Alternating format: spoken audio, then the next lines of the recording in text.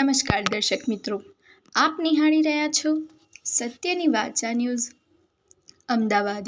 હવે નિહાળીશું વધુ સમાચાર।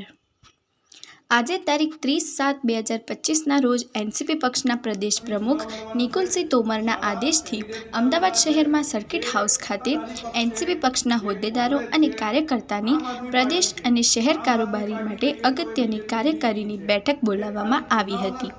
આ બેઠકમાં આવનારી 7 નગરપાલિકાની ચૂંટણીની ચર્ચા કરવામાં આવેલ હતી। અમદાવાદ શહેર અને અન્ય શહેરમાં એનસીપી પક્ષ કોઈપણ પક્ષ જોડે ગઠબંધન કર્યા વગર એકલા હાથે અમદાવાદ શહેર અને અન્ય નગરપાલિકાની ચૂંટણીઓ લડશે।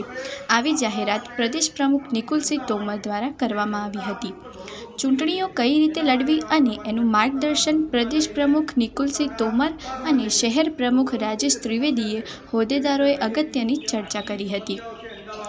બેઠકના અંતમાં ગુજરાત પ્રદેશના યુથ યુવા પ્રમુખ એવા જયેશભાઈ આર પંચાલનો જન્મદિવસ હોવાથી એનસીપીના પ્રદેશ પ્રમુખ નિકુલસિંહ તોમર અને અમદાવાદ શહેરના પ્રમુખ અને કાર્યકર્તાઓએ કેક કાપી જન્મદિવસની ઉજવણી કરી હતી અને જયેશભાઈ આર પંચાલને ખૂબ શુભેચ્છાઓ પાઠવી હતી।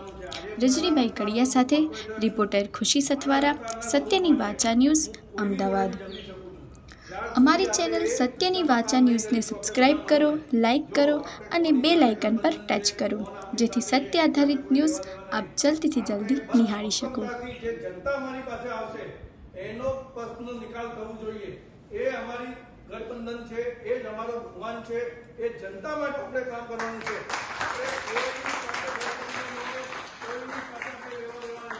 જે જનતાએ નિકુલસિંહને ચૂન્યો છે, જે જનતા આપને માને છે, તમને વોટ પ્રમુખ તરીકે માને છે, કે તમારા વિસ્તારની અંદર લોકો પાસે જાઓ, વધારથી વધારે મહિલાઓ પાસે જાઓ। જો મહિલાઓ જેટલી સખત હોય છે, એ તાકાતવર હોય છે, પુરુષોમાં એટલી એ નથી હોતી। મહિલા એકવાર મન બનાવી લે ત્યાં ઝૂકી શકે, એ સરકાર ત્યાં બની